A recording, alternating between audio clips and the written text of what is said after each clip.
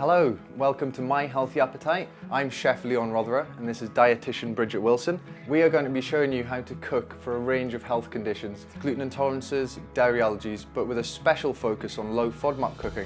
The low FODMAP diet is a diet that is commonly used for managing the symptoms of irritable bowel syndrome. In each episode we're going to discuss one of the common nutritional downfalls of following the low FODMAP diet and how to address this. Next thing we're doing is kimchi. Gets used a lot in Korean restaurants. Great addition to noodles. I actually chuck it in coleslaw sometimes if I'm doing an Asian-inspired burger. I'm just going to show you how to do it at home. Super easy and just a lovely thing to keep in the fridge. The longer you keep it, the better it gets. I'm starting with a Chinese cabbage. So all I'm doing is cutting it into small pieces like this. And the fermentation helps to, so that's kind of the action of the bacteria, isn't it? That kind of ferments it. And so you kind of grow some of the kind of probiotic type, so the beneficial to gut health type bacteria. So what does that actually, what's so great about that? So it's considered as a type of probiotic, which is friendly gut health bacteria. So particularly if you've got some kind of gut disorder, like for example in irritable bowel syndrome, we know that people have got slightly altered gut bacteria. Having something like a homemade kimchi, it's going to have those friendly bacteria in it because that's what's doing the fermentation. Right. And so when you're eating them, some of them might survive, get down to the gut and then help to repopulate with some of the friendly bacteria. So what I'm doing here is I'm what you call a dry brine. So we're going to use like a good, generous, almost tablespoonful of salt.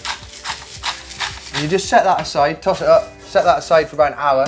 And all the salt's going to do is just get into the cabbage a little bit. That's going to help with the preservation once it goes into the jar. So here's one that I've washed off after an hour. So that's been salted. You can see it's wilted down a little bit. So there's still going to be quite a lot of salt remaining in there.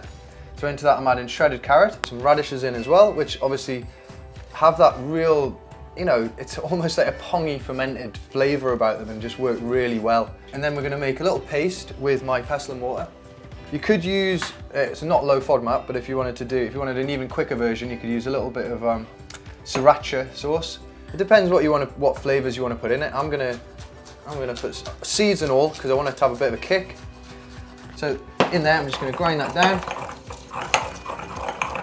And just get some of the juices out.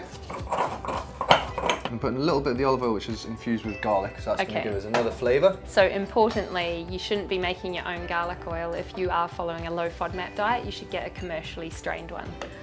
All right, and then a little bit of sesame.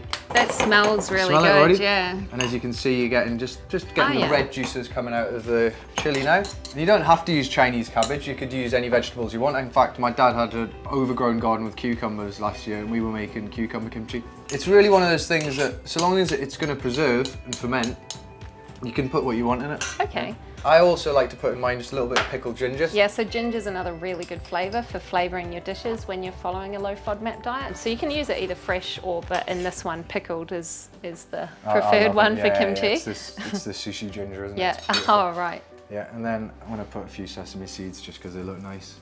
Give a little bit of crunch. Now that you could eat now and serve straight away, but the best thing to do is pack it into a Kilner jar. And this, if you just close the lid and leave it at room temperature overnight, and that'll just kick-start the fermentation process. And you're leaving it in what's called like an anaerobic chamber. If you seal it off like that, so the oxygen will get used up in there, and that's part of the kick-starting the fermentation process. So you'll see that overnight, the salt will continue to draw moisture out of the kimchi, and then day by day it just gets more and more delicious. I love this stuff, it's a great condiment. And how long could you keep that for then? Indefinitely really, but it depends how, how potent you like it. It's going to get really strong. There you go guys, homemade kimchi. Check below for the recipe and we'll see you in the next episode.